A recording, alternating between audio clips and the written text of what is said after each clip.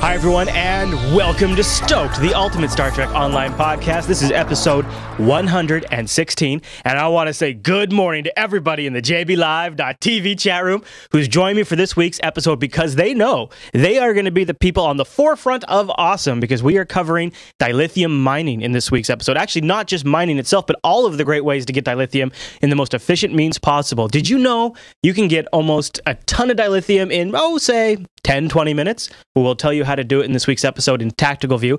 Plus, we'll also give a review of that new mining event that hit the game this week. But first, why don't we turn our focus towards the news? There was a few different things that came out this week.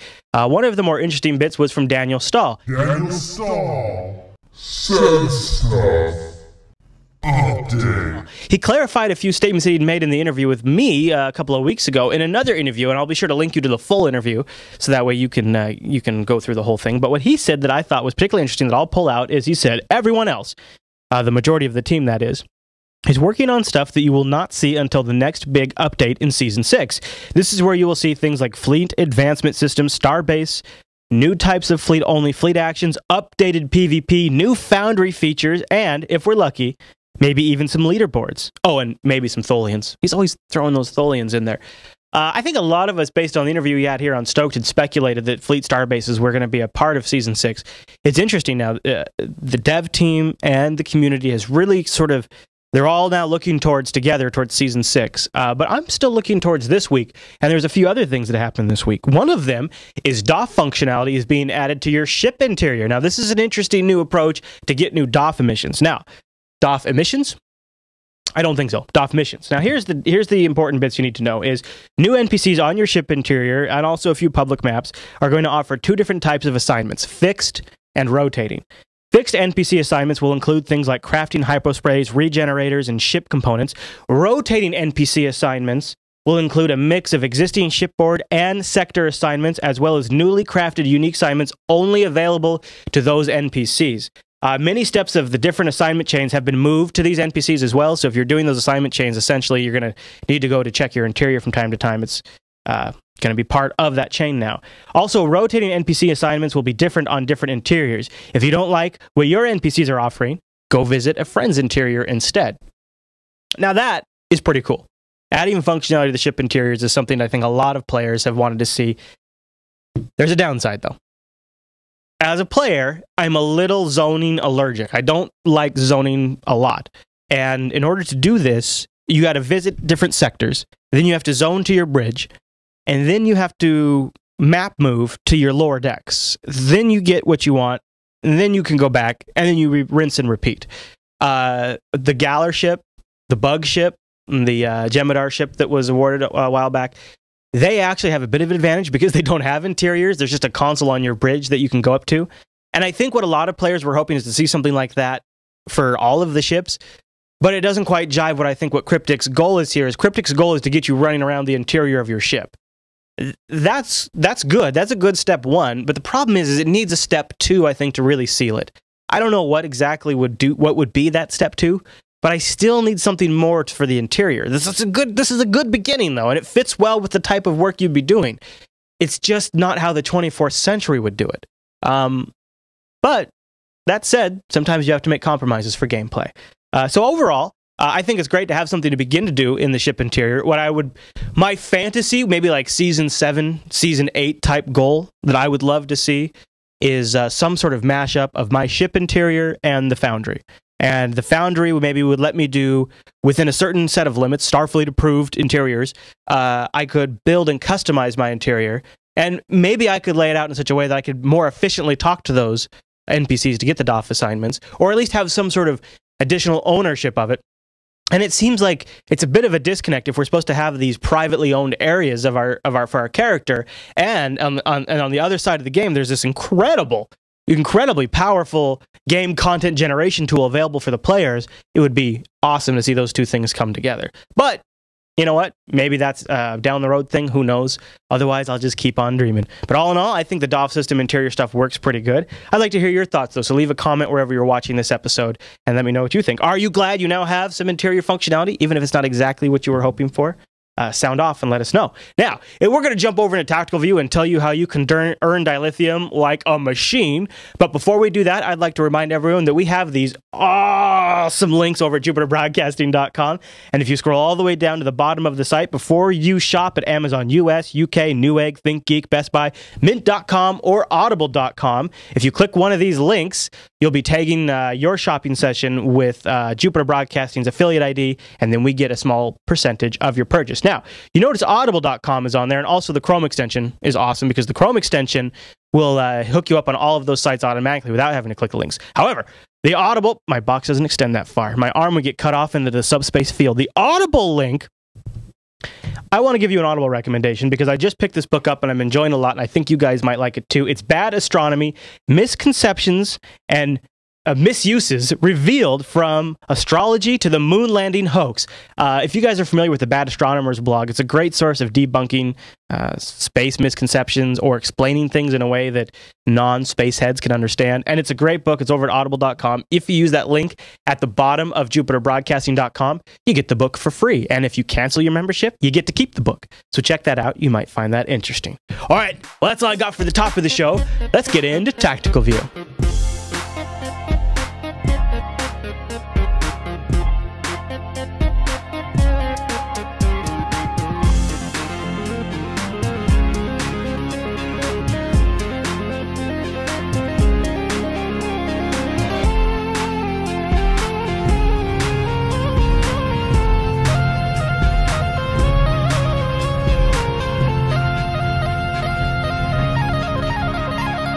And welcome to Tactical View. Irish joins me, and we're going to talk about Dilithium. All things Dilithium, including the new mining event.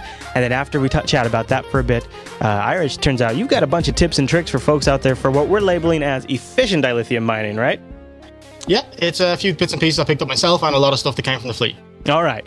So I'm looking forward to that. But why don't we talk a little bit about the new Dilithium mining event that's been added to the game, because it just hit this weekend that we're recording the show. And it's kind of a new thing, really, that I think it's at least a new... we've done the EV thing outside. I wouldn't say it's a totally new thing, but it's a new way to use those EV suits, something that puts us back in those suits from the featured series. And you beam down to a mine after you talk to a Ferengi contact point and bang around on her ship for a bit, and you actually walk around and you drill at different dilithium mines. Now, the interesting part of it is a little mini game comes up where you try to lock in the exact, I don't know, whatever you call it. What did I have a name for it that I just missed? Do you know? I went with targeting reticle.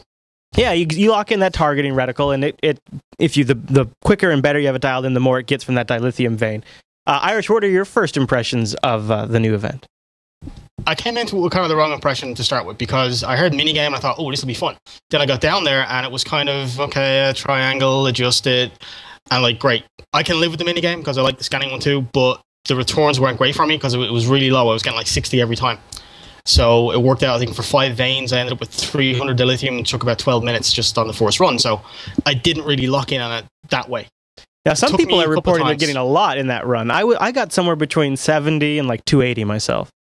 Yeah, overall, because he hit 5 veins. I think I managed 300, but one of the guys in the fleet was telling me he was clocking a couple of thousand. I was like, okay, what the hell am I doing wrong? I've managed to get it up to around 700 or 800 from one run, but it's still pretty light considering the time you're putting into it versus what I would have thought was an easier way of doing it, like go crank out an elite STF in about 20 minutes for 1100 guaranteed plus loot options. But then it dawned on me, this is good for lower level players because lower level players haven't unlocked the STF yet. Yeah, exactly. That's what I was going to suggest. Is I don't actually think this is so much an event for you and I. Although it's interesting to go down there, but when I log into the game, I don't really think I'm the type of person that's going to want to go spend my time mining. I'd probably rather do the STF run or something like that. Even though that's more time, it's also sort of a guaranteed set of dollars, or dilithium. But I could see for lower level people that I just don't think there's a lot of those people in the game for very long. To me, it's just another one of those things. Because it's released kind of on its own as a standalone piece, right on the heels of Bowley the Road, it's just kind of getting lost for me with everything else around it. It's going to have its place. It's going to be something you'll do as a daily, but it's not something I would kind of highlight as a major piece of content. It's a new toy. It's a new minigame. It's going to be good from that perspective, but it's not something you would really put the spotlights on top of. Right. Yeah, okay. You know what? That's a great way to put it, because it's not something that when I'm telling a new player about STO and all the things they're really going to like, I'm not going to say, and there's this mining event. But that said, when you go beam down there, it's it's aesthetically, it's very well done. And the I love the Ferengi ship hovering above it with the moving spotlight and all of that. I mean, that's a really nice touch. It feels like it's some sort of run. It feels like exactly how it's supposed to. So they nailed it in that regard. And so I would give it props in that respect. But in terms of overall what I'm going to spend my time on in the game, I might. Yeah, I'd be surprised if I only log in every now and then, or if they did some sort of special scheduled event around it. Maybe I might want to be involved in that. Well, it is on the film strip, as they call it, the event calendar. But there's a few pieces to it that are worth noting. You said it. The environment is fantastic. The model of the ship is something that may slip by a few people. I believe it's called the Decora. It's a Ferengi model. It's a beautiful looking ship, and I think the new guy who took over from Captain Logan, is it Ian Richards? Jams is his forum handle. He designed that ship apparently. So that's a good starter to get that in there. There's a few pieces about the mission itself that I got feedback from a guy called Datrion or Datrion, aka Mr. Marspace, and he'll kill me for saying that, but he can't say anything right now. One of the things he pointed out to me, and it made sense, this game is on a social map. But the mission itself doesn't have any profession specifics and doesn't have any real teamwork in it. So a couple of ideas he threw out were, well, as an engineer, what if you have a specific job to do in that minigame? Like whatever the interface might be. That's where CryptoCat kicks in. Something like ensuring heat dissipation for the mining operation. Or like you're responsible for repairing the mining machines that you see when you're on her ship or something. Some sort of like engineering type. Yeah, okay. Well, I don't know. Yeah, so you're saying like add something for science, add something for tactical. Each class has something to do specifically. Yeah, and then take it a little level further with the social thing. Is we've seen it in the feature episodes where you do have to have yourself one of each type to get the accolades. But what if it's something like having each of the classes on one mining node would give you a bonus to the output? Something like that. Yeah. There's a social aspect to it as well as profession specific. So I think where it is now, it's a good entry. It's a new toy. From that perspective, you bring it towards profession specifics, I think we're going to have an even better event down the line if they can manage to do something with that. Or some sort of group interaction with the minigame where the group's overall efficiency at that sort of... that'd be fun if it could make it some sort of where you're reliant on each other. I like your angle you have there. I think now that takes it from just an event to something I'd want to do on a repeat basis because there's a low barrier of entry to just get on this map and have fun with a group. Like with an STF, I'm committing to a set amount of time. But with this event, I could say, yeah, let's just go hang out, you guys, for 20 minutes and just do something together as a team. I could see that. You have any other thoughts on it? It would be... Yeah, there's only one other thing coming in, and this is kind of the side of it that a few people have picked up on, especially in conversations the last day or so about it. It's kind of been referred to as a little canon breaking. Now, I know that's very dodgy to say that in relation to the game because you do have to draw a line between canon and gameplay. But the question was, why is it if I'm commanding a ship with so many resources on it, so many underlings in terms of lower officers, I, as the captain of the ship / vice admiral, am on a planet holding a laser in my hand, carving out dilithium? There's a point there. It does weaken it a little bit from that perspective, but I understand that you need to get some stuff for the captains to do, otherwise it's just micromanagement. Yeah, and I think here's what I think about that argument, because I've heard that a lot in the days since it was announced, and I thought about that myself because that was sort of my initial reaction as well. But there's so many things in a video game that you have to make the player do directly, or else it just doesn't really make sense. Like one of the proposed solutions is to have your captain beam down there and sort of be a manager and order people around. That honestly doesn't sound very engaging to me. And I think in order for that argument to work, you sort of have to also bring up all the other things that you do in game that a captain wouldn't really do on a very regular basis. I think what the real core to the issue is that something new has been added to the game that is a little canon breaking. Not that it's a game and there's just things that are canon breaking, but something new being added isn't following that ideology, and that's I think where the real upset is. But that will pass as the newness fades away. There's just so many things in a video game that's just how it works. And really, honestly, I think every Star Trek game has had that challenge because it's a unique thing about the Star Trek universe that video games don't have a one-to-one answer to, I think. Yeah, and the main guy who brought this up inside the fleet was actually Paragon Falcon, and at the same time he acknowledges that you do have a lot of things in the game already that don't quite fit in, and Star Trek games have a nightmare trying to translate the IP into interesting gameplay. Yeah, it's always a challenge. Now, so that's our thoughts on the mining event, but that's not the only way to get dilithium in the game. In fact, I would say, Irish, you got a few ways that might even be a little more advantageous. Do you want to cover those? Yeah, sure. There's a few things here. We can go into depth in them if you want to dig in, but I'll just kind of cover them from a bullet point perspective to give people an idea of what we're talking here. I try to break it down into the different types of player I've run into, including the way I'll do it myself and what they do. So we have the casual players version of this, we have the hardcore players, and then mixed in there a bit of low level and cap. We just covered the low level a certain amount with the Dilithium asteroid mining event. Any level can go do that. That's an easy way of getting some Dilithium. Take 10 minutes, off you go, job done. Right. The next setup is probably a few pieces people don't pick up on. Obviously, there's dailies. We'll get into those in a minute. There's some special events. They're like, for example, the Starfleet and Klingon Academies. They're really good for Dilithium, and I'll talk about those in a minute. DOF assignments can get you small amounts of Dilithium really quickly, every half hour or so. And one that I think a few people may have missed, it's kind of a tribal knowledge thing, which is that if you dismiss DOFs, you'll get Dilithium in compensation for them. That's easy money. Easy money straight away. Now, what I've been doing is, I can't remember why I did this, but when I started off the game first, I had X amount of characters on the lifetime. Yeah. And I think there was a sale on extra character slots, and I just picked up, I think, 2 sets of 4. So I ended up with 15 character slots. Ooh. So I had 3 on the Fed side, 3 on the KDF side, and then I made a little funny character, like everyone has an Enterprise with a Z instead of an S. So I had one of those, the Connie, and I put the Irish Captain Kirk in there. I had Jimmy T. Kirk. Oh, nice. So popped him on there and left him, and then all the rest of the slots were empty. There was 8 slots sitting on the count, just not doing anything. Yeah. So what I ended up doing was, when this Dilithium thing kicked off, I started thinking, well, I should actually turn around and set this up so that I have the ability to get Dilithium on all the characters. So went in, set them up, gave them all basic characters, and thought, well, what's the easy dailies? The first one, and this is part of the guide, is go down to Starfleet Academy or KDF Academy, take the lore mission. If you're not that good with the lore and you haven't read all the little bits and pieces, because most of us haven't, there's a link, I'll have it in the show notes over on STOked, to a lore page, which tells you all the questions and all the direct answers. Oh, well, that's okay. That's easy. Open up in a browser window, have it while you're actually talking to. And what kind of Dilithium return do you get from that? 480 Dilithium for essentially 20 seconds of work. Wow. All right, so that's a nice little quick return. While you're there, you can also pick up there's a lore and a trivia mission. So you can pick up the 2 of them, get the data chips as well if you want to do the accolades. Works hand in hand. 480 Dilithium for one, nothing in Dilithium for the other, just XP.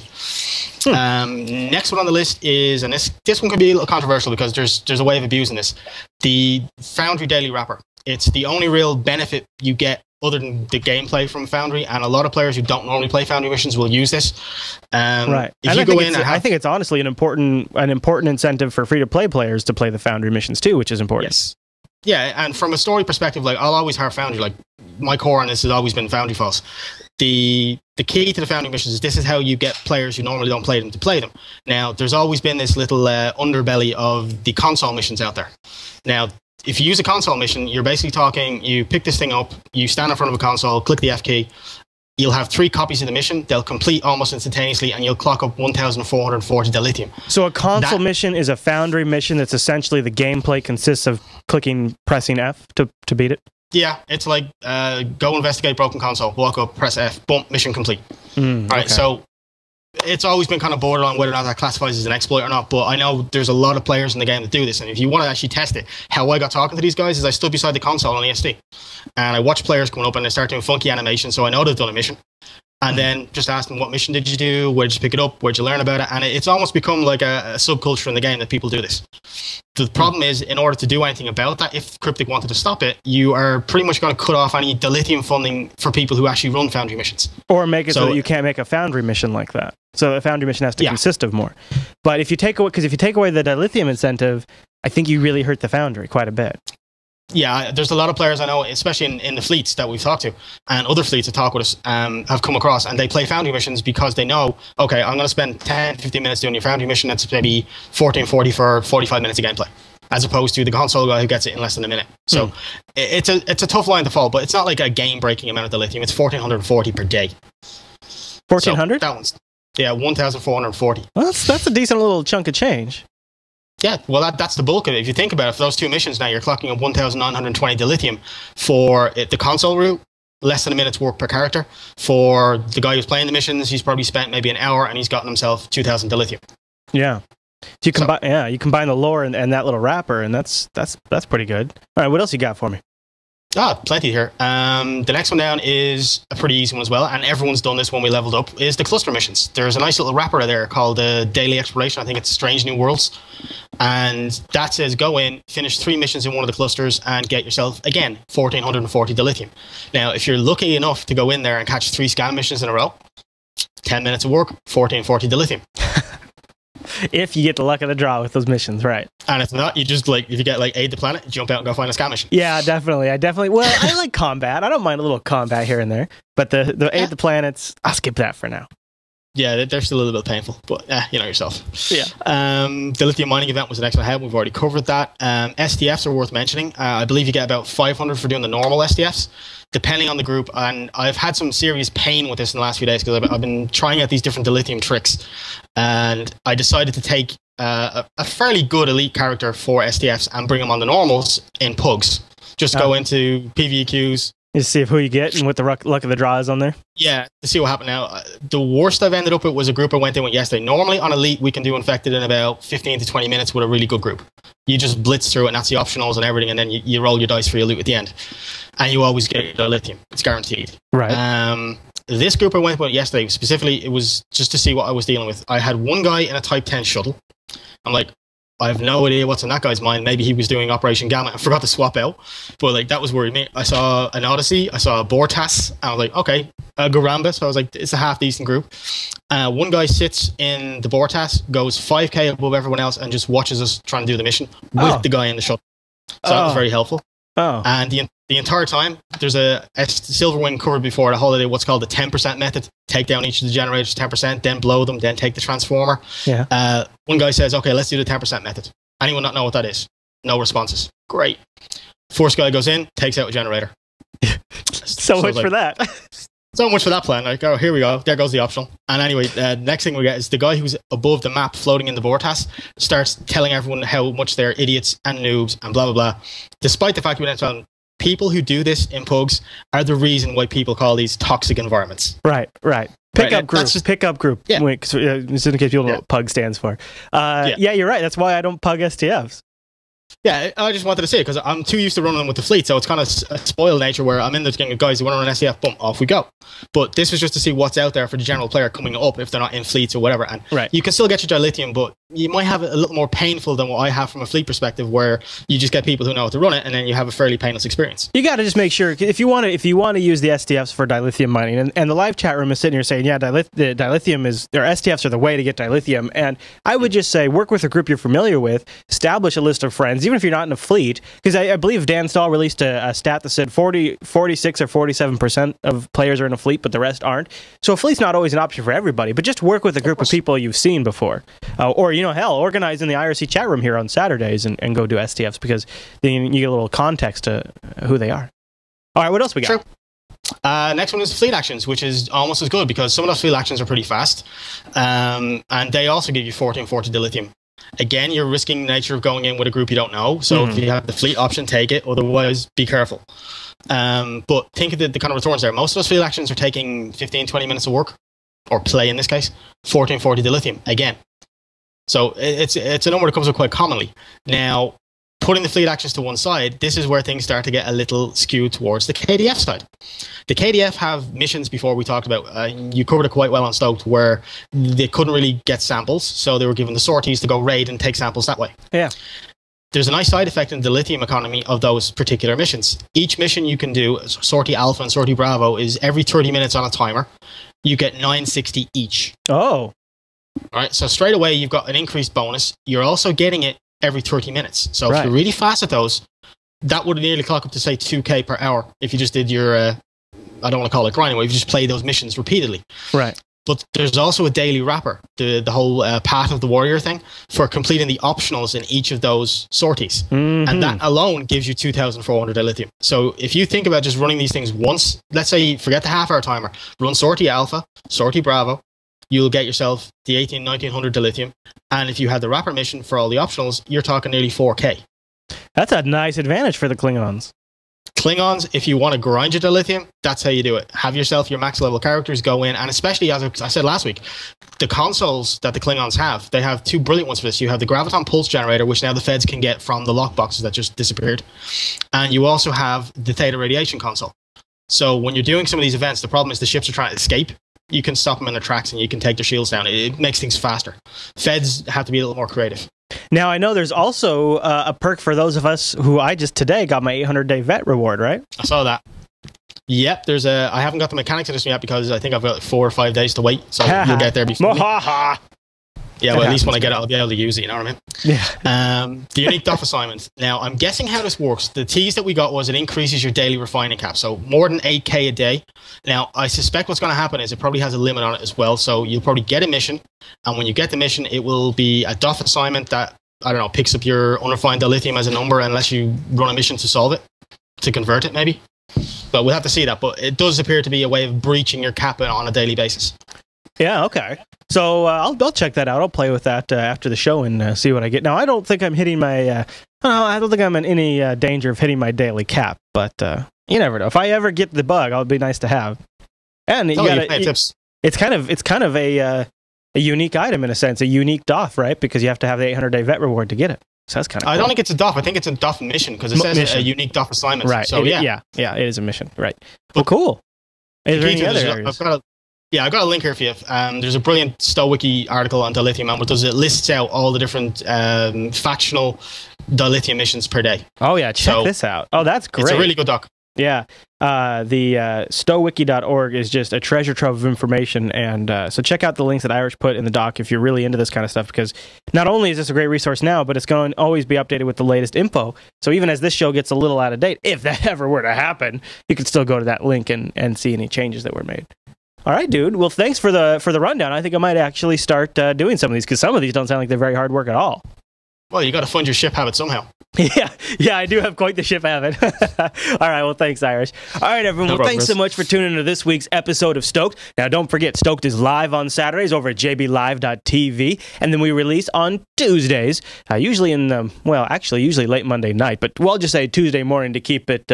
give myself a little buffer room. And you can download the show in just about any format you'd like, and also subscribe to the RSS feeds, and that way you get this show automatically. Now, be sure to tune in next week, because Irish, aren't we talking, I don't know if it's going to be next week, but aren't we talking about doing another guide, perhaps with the DOF system soon? Yep, we've got one of the guys in the fleet and Zero Bang. It's going to be Brooklyn Light and Zero Bang are going to help me throw together something on a DOF guide. I don't know how in-depth it's going to be, but I'm aiming for something that's really detailed. All right. So if you have suggestions and things you'd like to see us cover in that, feel free to email those into stoked@jupiterbroadcasting.com. All right, everyone. Well, thanks so much for tuning to this week's episode of Stoked, and we'll see you right back here next week.